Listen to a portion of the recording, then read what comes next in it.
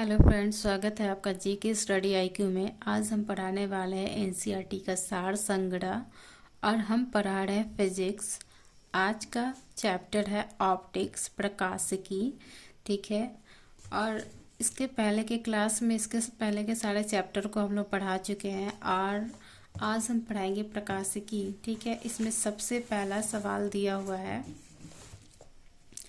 प्रकाश तंतु किस सिद्धांत पे कार्य करता है। तो प्रकाश तंतु जो है वह पूर्ण आंतरिक परावर्तन के सिद्धांत पे काम करता है। ठीक है।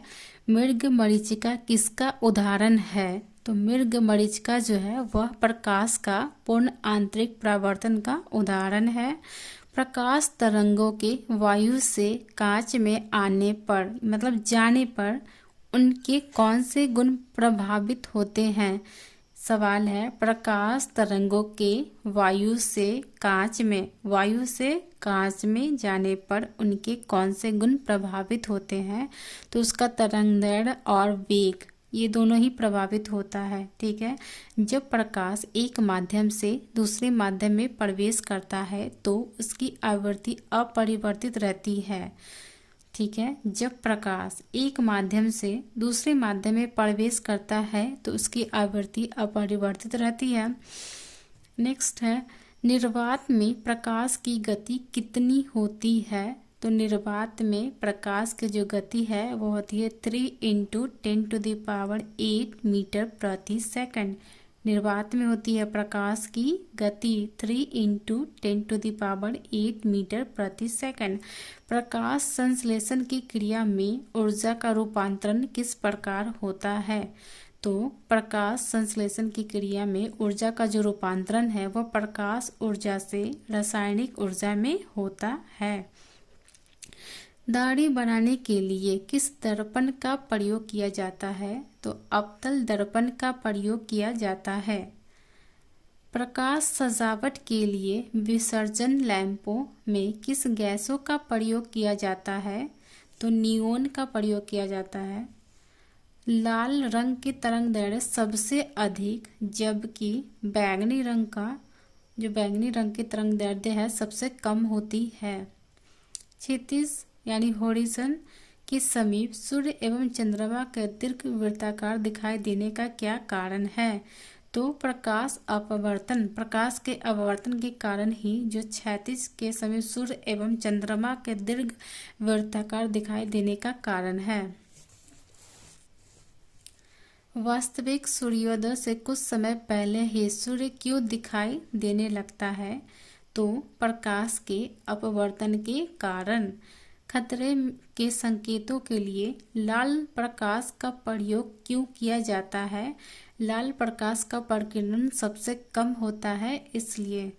साबुन के पतले झाग में चमकदार रंग किस घटना के कारण दिखाई देते हैं।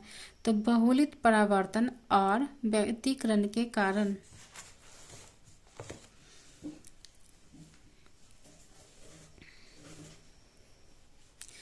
स्पष्ट दृश्य की न्यूनतम कितनी होती है। 25 सेंटीमीटर। दीर्घ तरंगों की अपेक्षा वायुमंडल के द्वारा लघु तरंगें अधिक प्रकीर्णन होती है इसलिए आकाश का रंग नीला दिखाई देता है। तंतु प्रकाशिकीय संचार में संकेत किसके द्वारा प्रदान किया जाता है। प्रकाश के तरंगों के द्वारा।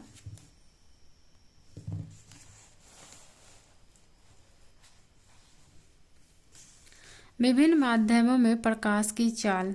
निर्वात में प्रकाश की जो चाल है वो होता है 3 × 10⁸ मीटर प्रति सेकंड। कांच में होता है 2 × 10⁸ मीटर प्रति सेकंड और जल में होता है 2.25 × 10⁸ मीटर प्रति सेकंड। ठीक है। अब ये जो माध्यम है यहाँ रॉक सॉल्ट में, तो इसका होता है, ये सब उतना अभी नहीं पूछा ये रॉक सॉल्ट और ये, लेकिन पूछ भी सकता है। रॉक सॉल्ट में होता है 1.96 × 10⁸ मीटर प्रति सेकंड। तारपीन के तेल में होता है 2.04 × 10⁸ मीटर प्रति सेकंड और नायलॉन में होता है 1.96 × 10⁸ मीटर प्रति सेकंड। परंपरागत कैमरे के किस भाग से आँखों के रेटिना की तुलना की जा सकती है? तो फिल्म। एंडोस्कोप किस सिद्धांत पर कार्य करता है? प्रकाश के पूर्ण आंतरिक परावर्तन पर। प्रकाश विकिरणों की प्रकृति कैसी होती है? तो तरंग एवं कण दोनों के समान होती है। किसी अपारदर्शी वस्तु का रंग उस रंग के कारण होता है जिस रंग को वह परावर्तित करता है। हीरा उच्च अपवर्तनांक के कारण चमकता है क्योंकि हीरे का अपवर्तनांक अधिक होता है, इसलिए तराशने पर उसकी चमक बढ़ जाती है। प्रकाश की गति किस माध्यम से सबसे कम होती है? तो कांच में। अस्त होते समय सूर्य लाल रंग का क्यों दिखाई पड़ता है? प्रकाश के परिकिरण के कारण। एक इलेक्ट्रॉनिक पुंज को फास्फोरस रॉकेट पर्दे पर फोकस करके प्रतिबिंबों को पर्दे पर प्रदर्शित करना क्या कहलाता है? तो रोस्टर स्कैन। दूरदृष्टि दोष निवारण के लिए किस लेंस का प्रयोग किया जाता है? तो उत्तर लेंस का किया जाता है। नीला, हरा एवं लाल 3 प्राथमिक रंगों के मिश्रण से अन्य सभी रंगों का निर्माण होता है। तो क्वेश्चन ये भी आता है, नीला, हरा, लाल जो है मतलब प्राथमिक रंग है, तो ये पूछता है हमेशा कि प्राथमिक कलर कौन कौन सा है। तो यहाँ है नीला, हरा, लाल, इसको ही मिला के इसके मिश्रण से ही अन्य सभी रंगों का निर्माण होता है। वस्तु के त्रिविमीय प्रतिरूप को अंकित तथा पुनरावृत्त करने की तकनीकी को क्या कहते हैं? तो इसके हैलोग्राफी। प्रकाश का रंग किससे निर्धारित होता है? तो तरंगदैर्ध्य से निर्धारित होता है। पढ़ने में काम आने वाले दर्पण में कौन सा लेंस प्रयुक्त होता है? तो पढ़ने में काम आने वाले दर्पण में उत्तर लेंस का प्रयोग किया जाता है। यदि वायुमंडल अनुपस्थित हो, प्रकाश का परिकिरण नहीं होगा और इसलिए आकाश काला दिखेगा।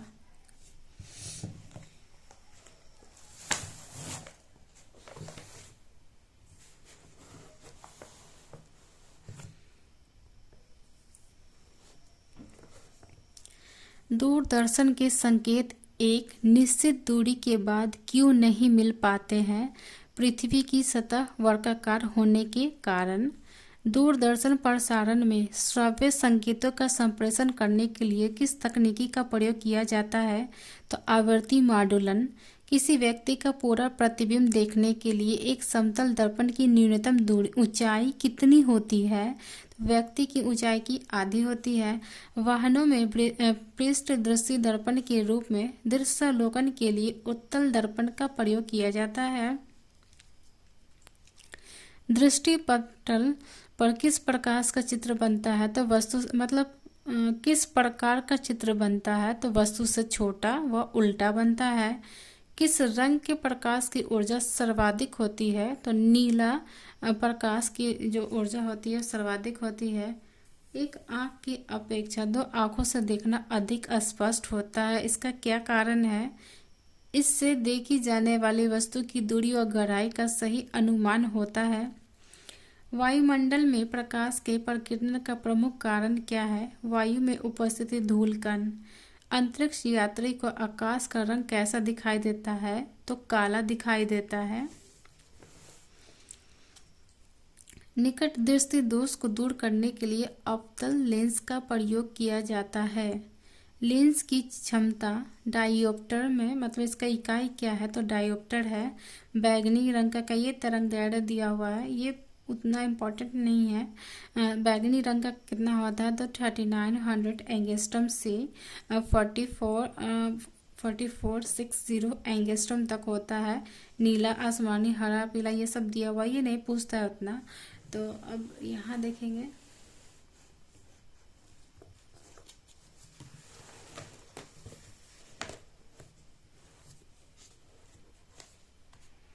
उसके बाद है धूप के चश्मे की पावर क्षमता कितनी होती है? तो 0 डायोप्टर होती है। एक समतल दर्पण की वक्रता त्रिज्या होती है मतलब कितनी होती है? तो अनंत पर होती है।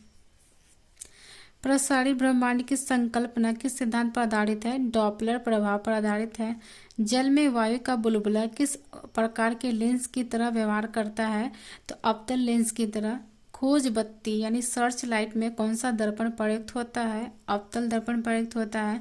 रमण प्रभाव का संबंध किस प्रकार की किरणों से है? तो सभी पारदर्शी माध्यम की किरणों से है। ध्वनि के पुनरुत्पादन के लिए सीडी व ऑडियो प्लेयर में क्या प्रयुक्त होता है? तो लेजर बीम। जब दो समांतर समतल दर्पण के मध्य कोई वस्तु रख दी जाती है तो उस पर अनंत प्रतिबिंब बनते हैं। जब लाल, नीला तथा हरे प्रकाश का पुंज एक स्थान पर पड़ता है तब प्रकाश का रंग कैसा प्रतीत होता है? तो सफेद। मानव आँख दृश्य प्रकाश के किस तरंगदैर्घ्य के लिए सर्वाधिक सुग्राही होता है? तो 5500 एंगस्ट्रॉम। सूर्य के प्रकाश को पृथ्वी पर पहुंचने में कितना समय लगता है? तो यहाँ दिया हुआ 8.5 मीटर। लेकिन अगर जब आप एससीईआरटी का बुक पढ़ेंगे या फिर एनसीईआरटी का बुक पढ़ेंगे तो उसमें थोड़ा सा पॉइंट चेंज हो गया है, तो आप उसको देखिएगा। उसके बाद जब प्रकाश किसी प्रिज्म से होकर गुजरता है तब अपवर्तन के पश्चात सूर्य का प्रकाश अपने विभिन्न वर्णों में विभाजित हो जाता है। इसे प्रकाश का वर्ण विक्षेपण कहते हैं।